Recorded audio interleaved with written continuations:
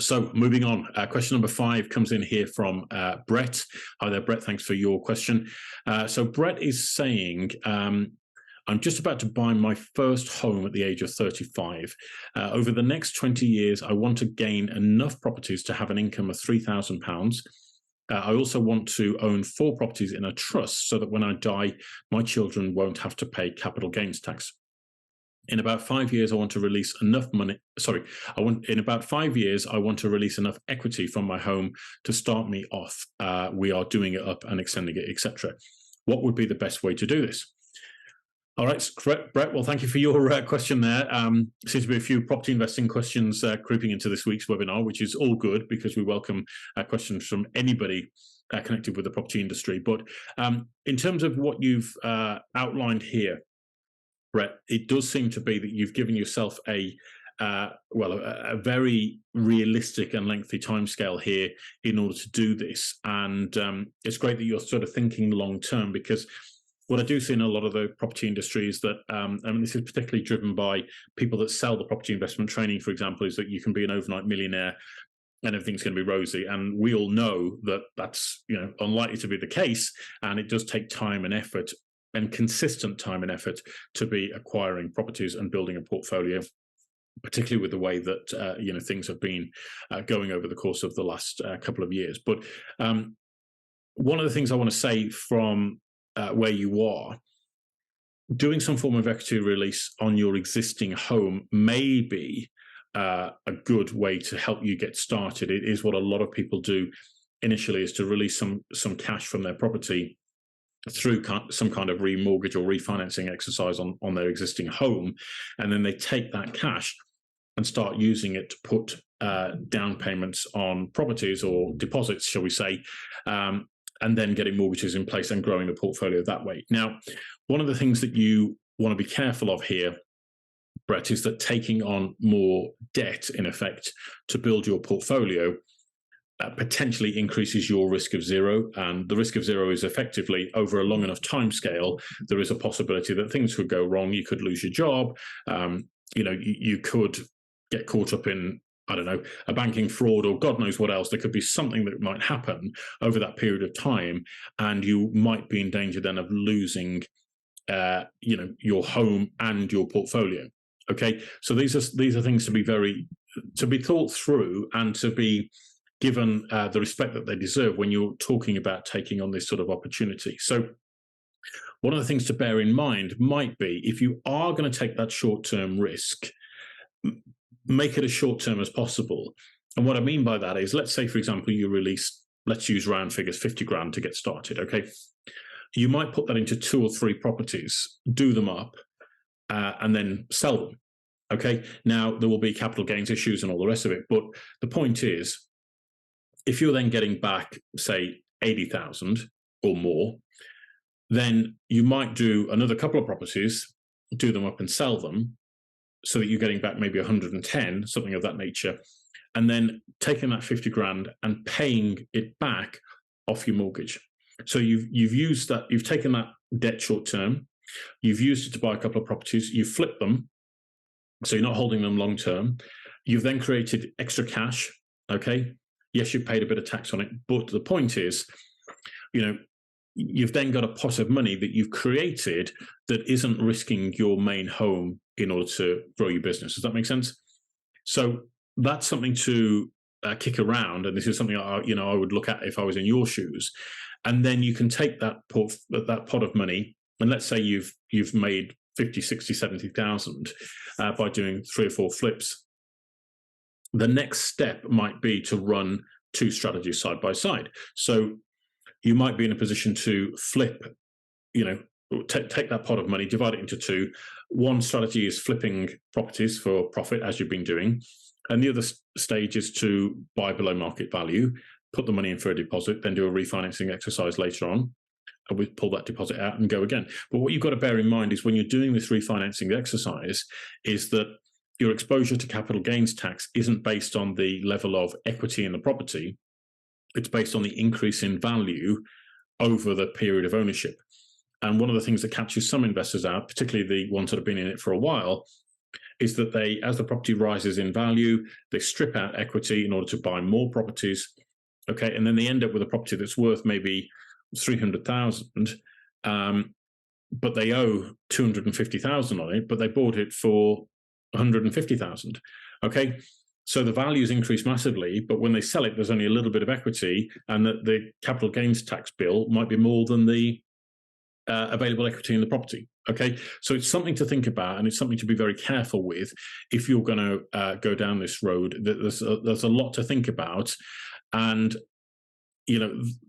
what I would be doing, as I say, is looking at building this flip model to generate more cash, and then if you are making chunks of equity in the future or chunks of cash, you can then maybe use that to pay down your existing mortgage on your own property, or buy more property so that rental income comes in, and that frees you up from your job, or frees your partner up from their job, and you can use that excess cash flow to pay down your debt, okay, your mortgage.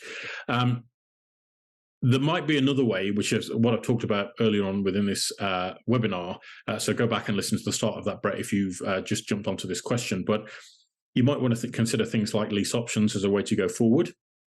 Okay, so that it might allow you to start earlier than 5 years' time, and particularly if property prices are going to fall within the next 12 to 24 months, then you might want to consider getting into the market now, so that you're in a position to then keep, buying sensibly priced properties, with the hope that as the market pulls back round and prices start to rise again, you're going to get the benefit of that rise in property value. And one thing I must say, Brett, is that a lot of people get the mistake or buy into the mistaken idea that properties only go up in value, and they don't. They can fall in value, and if the property market drops and you need to sell, that's when things can cause you a real problem. Okay, so that's what I would look at doing. Just to give you some perspective on this, obviously over the course of, I think it was 20 years, you said that you wanted to build this portfolio. In 20 years' time, £3,000 a month is probably going to have a lot less purchasing power than it does right now.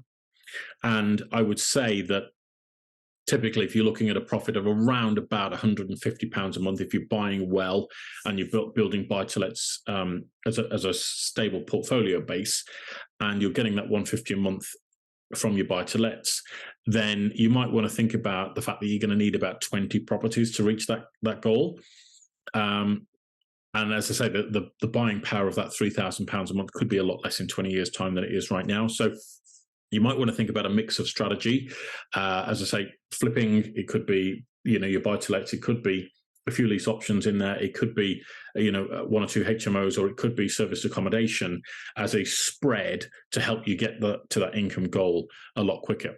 And just bear in mind that if you, flip a property and you make, let's say, 30 grand a year for round numbers, that's effectively 10 months of your income goal hit in one deal. Okay, and it's not, obviously it's not easy just flipping property. It makes it sound very, very blasé. In a hot market, yes, you can do it, but in a market that we're likely to experience over the course of the next 2 years, that's going to take a little bit of extra time to get going. So, I'd encourage you to get some education on this, Brett. There's a lot of resources out there. We've got quite a few resources on our website, WiggyWam.co.uk. If you want to have a look at that, then we've got a learning center in there where you can get some more knowledge and information about how to get started in property investing and finding the right property for you, and the fundamental principles that you want to be adhering to when it comes to buying property to build a portfolio. But I would really encourage you to get educated, because I do see many newcomers to the industry kind of losing their shirt because they don't know what they're doing. All right, so it is something you need to be careful of. Tread carefully, especially if you're earning good money. Some of the worst situations I've seen with property investors is when they've been earning good money, they've gone in to buy a property or build a property portfolio. They've kind of left it to other people to do because they're earning good money, so they can afford to pay them. And then when they've looked at it in the cold light of day, the deals they've got aren't actually as great as they thought they were, and as a consequence, they end up losing even more money. So take your time. It sounds like you've got the right attitude and the right time scale. Take your time, get some education. If we can help out, obviously let me know. But I wish you the best of luck with that, because it sounds like it's quite exciting. Also, just to answer that bit as well, you mentioned about putting properties into trust. That can be obviously a very useful strategy. for you to consider doing.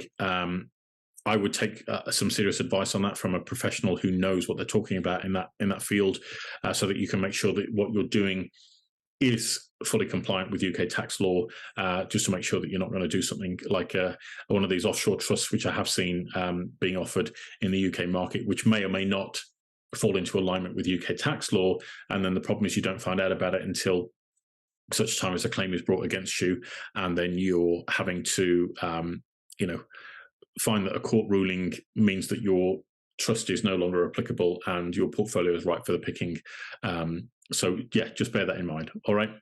But best of luck, and let us know if we can help you out further, Brett. All right. So, ladies and gentlemen, thank you once again for your time, care, and attention today by being part of the webinar. Really appreciate it. We're here every week doing this to answer any of your property-related questions, whatever they may be, whether you're an estate agent, conveyancer, letting agent, removals expert, surveyor, or a mortgage broker, or anybody else connected with the entire process. We're here week in, week out to answer your important and pertinent questions, whether that's business related, property related, or anything else. So feel free to send them in to us. You can send them through to us on email, which is happytohelp@wiggywam.co.uk. That's happytohelp@wiggywam.co.uk. You can also go to our website, which is wiggywam.co.uk. That's wiggywam.co.uk, and connect with us there and send your questions in. Or you can find us on Twitter. Our Twitter handle is @wiggywam_UK. So that's @wiggywam_UK. And we'd be delighted to see you on a future episode of our webinars very soon. So that's all from me today, guys and girls. Happy New Year to you all once again. Wishing you all the very, very best. And we're always here to help and assist wherever we can. All right. You take care. See you soon. Bye-bye.